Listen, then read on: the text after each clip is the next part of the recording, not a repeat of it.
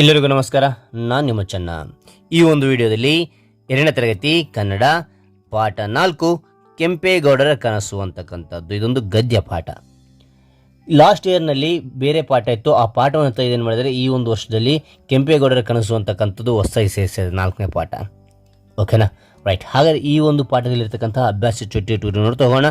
ಅದೇ ತೆರನಾಗಿ 2ನೇ ತರಗತಿ ಕನ್ನಡ ಎಲ್ಲ ಅಭ್ಯಾಸಗಳು ಬೇಕಾ ಅಥವಾ ಪಾಠಗಳು ಬೇಕಾ, ಪ್ರಶ್ನೋತ್ತರಗಳು ಬೇಕಾ, ಮೇಲೆ ಆಯ್ಕೆ ಮೂಲಕ ನೀವು ಆ ಒಂದು ವಿಡಿಯೋ ಪಡಿಬೋದು. ರೈಟ್. ಹಾಗಾದ್ರೆ ಈ ಒಂದು ವಿಡಿಯೋ ಇಷ್ಟ ಆದರೆ ಲೈಕ್ ನೀಡಿ, ಹೆಚ್ಚು ಶೇರ್ ಮಾಡಿ, ಇನ್ನೊಬ್ಬರು ರೀಚ್ ಆಗೋಕ್ಕೆ ಸಾಧ್ಯ ಅಂತ ಹೇಳ್ತಾ ಹಾಗಾದ್ರೆ ಈ ವಿಡಿಯೋ ಬಗ್ಗೆ ನೋಡ್ತಾ ಹೋಗೋಣ ಬನ್ನಿ. ಓಕೆ, ಇಲ್ಲಿ ಅಭ್ಯಾಸ ಕೊಟ್ಟಿದ್ದಾನೆ.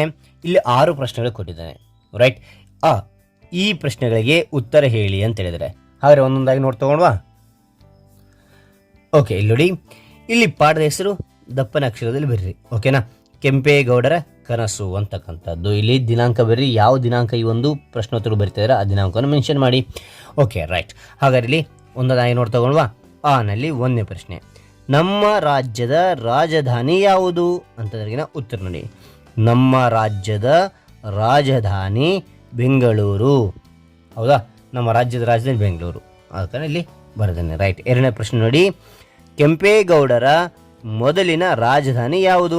ಈ ಕೆಂಪೇಗೌಡರು ಮೊದಲ ರಾಜಧಾನಿ ಏನು ಮಾಡ್ಕೊಂಡಿದ್ರು ಅಂತ ಉತ್ತರ ನೋಡಿ.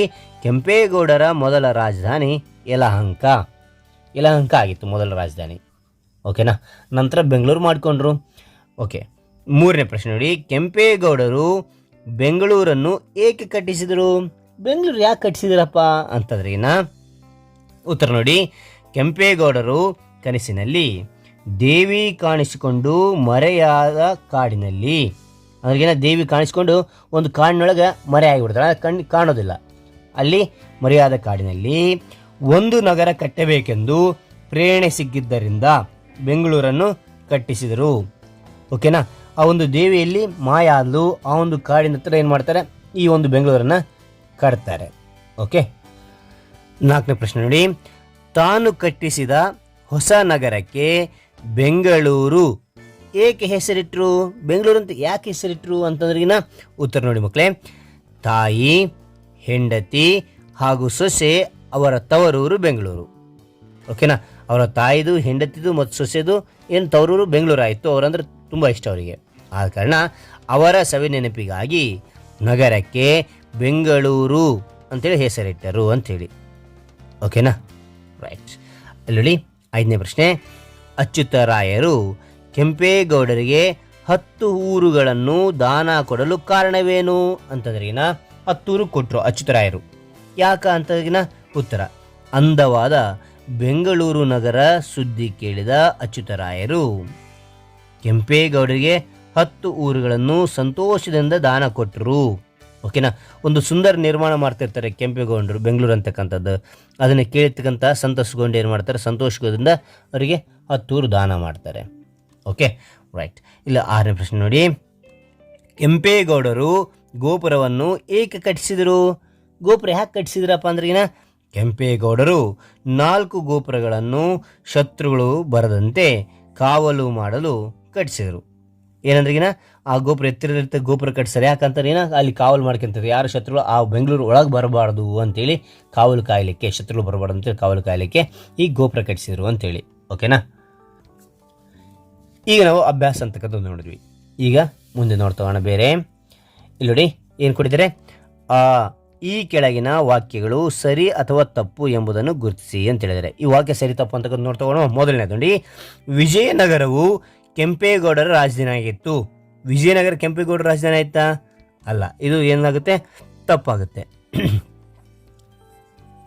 ಓಕೆ, ಯಲಹಂಕ ಅವ್ರ ರಾಜಧಾನಿ ಆಗಿತ್ತು, ಅದ ನಂತರ ಬೆಂಗಳೂರು ಮಾಡಿಕೊಂಡ್ರು. ಇದು ಯಾರ್ದು? ವಿಜಯನಗರದ ಕೆಂಪೇಗೌಡರ ರಾಜಧಾನಿ ಆಗಿದ್ದಿಲ್ಲ.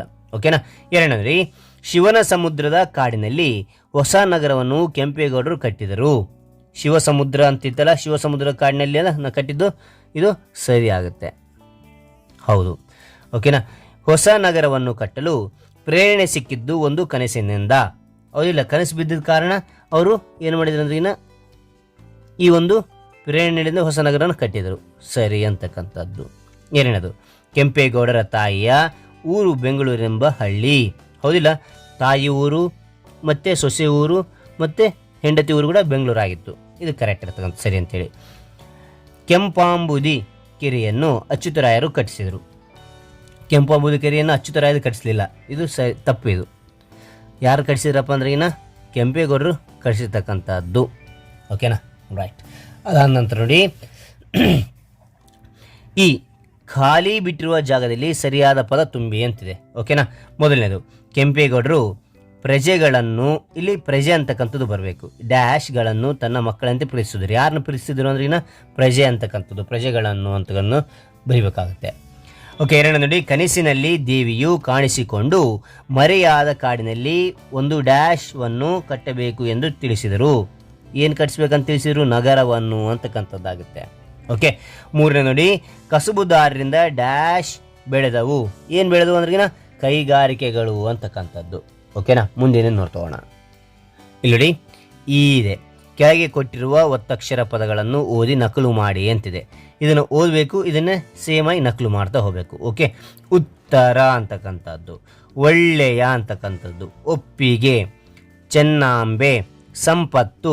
ಇದನ್ನೇ ನೀವೇನು ಮಾಡ್ತೀರಾ? ಸೇಮ್ ಟು ಸೇಮ್ ಇಲ್ಲಿ ಬರಿತಾ ಹೋಗಿ. ನಾ ಇಲ್ಲಿ ಬರ್ದೇನೆ. ಓಕೆನಾ, ನೋಡಿ ಇಲ್ಲಿ ಬರ್ದೇನೆ, ಉತ್ತರ, ಒಳ್ಳೆಯ, ಒಪ್ಪಿಗೆ, ಚೆನ್ನಾಂಬೆ, ಸಂಪತ್ತು ಅಂತಕ್ಕಂಥ ನೀವು ಕೂಡ ನೀಟಾಗಿ ಬರಿತಾ ಹೋಗಿ.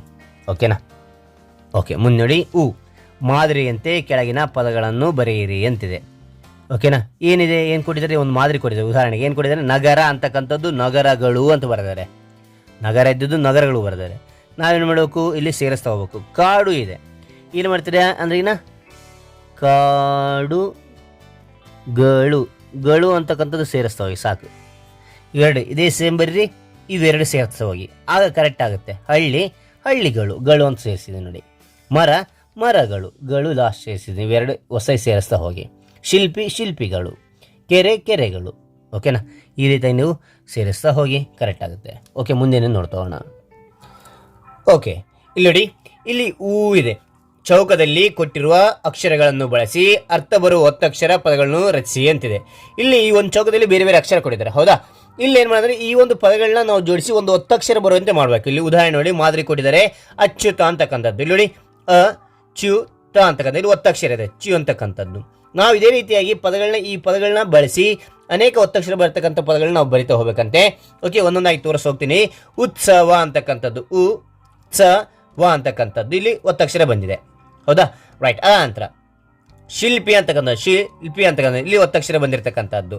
ಮಂತ್ರಿ ಅಂತಕ್ಕಂಥದ್ದು, ಇಲ್ಲಿ ಒತ್ತಕ್ಷರ ಬಂದಿರತಕ್ಕಂಥದ್ದು. ಹಗ್ಗ ಅಂತಕ್ಕಂಥದ್ದು. ಹಳ್ಳಿ ಅಂತಕ್ಕಂಥದ್ದು ಒತ್ತಕ್ಷರ ಬರುವಂತೆ ನಾನು ಮಾಡಿದ್ದೇನೆ. ಓಕೆ, ಇಲ್ಲಿ ನೋಡಿ, ಇಲ್ಲಿ ಅಲ್ಪಿ ಅಂತಕ್ಕಂಥದ್ದು, ಅದೇ ತರನಾಗಿ ತಳ್ಳಿ ಅಂತಕ್ಕಂಥದ್ದು. ಇದನ್ನ ನೀವೇನು ಮಾಡ್ತೀರಾ? ಒಂದು ಹೋಮ್ವರ್ಕ್ ನಿಮಗೆ ಕೊಡ್ತಾ ಇದ್ದೀನಿ, ನೀವು ಗೊತ್ತಾದ್ರೆ ಕಾಮೆಂಟ್ ಮಾಡಿ, ಇದನ್ನು ನಾನು ನಿಮಗೆ ಹೇಳ್ತೇನೆ. ಓಕೆನಾ, ಮುಂದೇನಿದೆ ನೋಡ್ತಾ ಹೋಗೋಣ. ಕೊಟ್ಟಿರುವ ವಾಕ್ಯಗಳನ್ನು ದುಂಡಾಗಿ ನಕಲು ಮಾಡಿ. ಓಕೆನಾ, ಇಲ್ಲಿ ಈ ಒಂದು ವಾಕ್ಯವನ್ನು ಕೊಟ್ಟಿದ್ದಾರಲ್ಲ, ಇದನ್ನು ನಾವು ಏನು ಮಾಡಬೇಕು? ಈ ಎರಡು ಸಾಲುಗಳ ಮಧ್ಯದಲ್ಲಿ ನಾವು ಬರಿತಾ ಹೋಗಬೇಕು. ಇಲ್ಲಿ ಬರಿತಾ ಹೋಗಿದೆ ನೋಡಿ, ಈ ರೀತಿಯಾಗಿ ಬರಿತಾ ಹೋಗಬೇಕು. ರೈಟ್. ಅಕ್ಷರಗಳನ್ನು ದುಂಡಾಗಿ ಹೇಗೆ ಮಾಡ್ಕೋಬೇಕು ಅಂತಕ್ಕಂಥದ್ದು ನಾನು ಆಲ್ರೆಡಿ ವೀಡಿಯೋ ಮಾಡಿದ್ದೀನಿ. ಮೇಲೆ ಐಕಾನ್ ಮೂಲಕ ಒಂದು ವಿಡಿಯೋ ನೋಡಿ, ಅಥವಾ ಲಿಂಕ್ ಡಿಸ್ಕ್ರಿಪ್ಷನ್ ಇರ್ತೀನಿ, ಅಲ್ಲಿ ಕ್ಲಿಕ್ ಮಾಡೋಕೆ ನೀವು ನೋಡ್ಬೋದು. ಓಕೆನಾ, ರೈಟ್. ಇಲ್ಲಿ ನೋಡಿ, ಕಾಡಿನ ಉತ್ತರಕ್ಕೆ ತುಸು ದೂರದಲ್ಲಿ ಚಿಕ್ಕ ಹಳ್ಳಿ ಇತ್ತು. ಅದನ್ನು ಇಲ್ಲಿ ನೀಟಾಗಿ ಬರೆದೇನೆ, ಇಲ್ಲಿ ನೀವು ಬರಿತಾ ಹೋಗಿ. ಓಕೆ, ಎರಡನೇ ನೋಡಿ, ಹಳ್ಳಿಗಳ ನಡುವೆ ಇದ್ದ ಕಾಡಿನಲ್ಲಿ ಬೆಂಗಳೂರು ಹುಟ್ಟಿತು ಅಂತಕ್ಕಂಥದ್ದು. ಇಲ್ಲಿ ಅದನ್ನೇ ಎರಡು ಸಾಲುಗಳ ಮಧ್ಯದಲ್ಲಿ ಕರೆಕ್ಟಾಗಿ ಬರಿತಾ ಹೋಗಿದ್ದೇನೆ, ಪೆನ್ಸಿಲನ್ನು ಬಳಸ್ತಾ ಹೋಗಿ. ಓಕೆ, ಪ್ರಜೆಗಳನ್ನು ತನ್ನ ಮಕ್ಕಳಂತೆ ಪ್ರೀತಿಸುತ್ತಿದ್ದರು. ಇದು ನೋಡಿ, ಪ್ರಜೆಗಳನ್ನು ತನ್ನ ಮಕ್ಕಳಂತೆ ಪ್ರೀತಿಸುತ್ತಿದ್ದರು ಅಂತಕ್ಕಂಥದ್ದು. ಇದು ನೀಟಾಗಿ ಬರಿತಾ ಹೋಗಿ. ಮತ್ತೆ ಅದೇ ಕನಸು ಬಿದ್ದಿತು. ಇಲ್ಲಿ ಬರೆದೆ, ಮತ್ತೆ ಅದೇ ಕನಸು ಬಿದ್ದಿತು ಅಂತಕ್ಕಂಥದ್ದು. ಓಕೆ, ಇಲ್ಲಿ ಮೇಲೆ ಕೆಳಗೆ ಎರಡು ಸಾರಿ ಬರಿತಾ ಹೋಗಿ. ಐದನೇ ವಾಕ್ಯ ನೋಡಿ, ಕೆಂಪೇಗೌಡರು ಹೊಸ ನಗರವನ್ನು ಕಟ್ಟಿಸಿದರು ಅಂತಕ್ಕಂಥದ್ದು. ಓಕೆ, ಅಂತ ಎರಡು ಸಾರಿ ಬರಿತಾ ಹೋಗಿ. ದೈವಭಕ್ತಿ, ಆರನೇ ವಾಕ್ಯ ನೋಡಿ, ದೈವಭಕ್ತಿ, ಪ್ರಜಾಪ್ರೇಮ, ಬುದ್ಧಿವಂತಿಕೆ ಇವನ್ನು ಅಚ್ಯುತರಾಯರು ಮೆಚ್ಚಿದರು ಅಂತಕ್ಕಂಥದ್ದು. ಇದನ್ನು ಇಲ್ಲಿ ಕರೆಕ್ಟಾಗಿ ಬರಿತಾ ಹೋಗಿದ್ದೀನಿ. ಓಕೆನಾ ಮಕ್ಕಳೇ, ರೈಟ್. ಹಾಗಾದರೆ ಈ ಒಂದು ವಿಡಿಯೋ ಇಷ್ಟ ಆಯ್ತಾ? ವಿಡಿಯೋ ಇಷ್ಟ ಆದರೆ ಲೈಕ್ ಮಾಡಿ, ಹೆಚ್ಚು ಶೇರ್ ಮಾಡಿ, ಇನ್ನೊಬ್ಬರು ರೀಚ್ ಆಗಲಿಕ್ಕೆ ಸಾಧ್ಯ ಅಂತ ಹೇಳ್ತಾ ಹಾಗಾದ್ರೆ ವಿಡಿಯೋ ಮುಗಿಸಾನಿ. Thank you for watching. Bye ಮಕ್ಕಳೇ.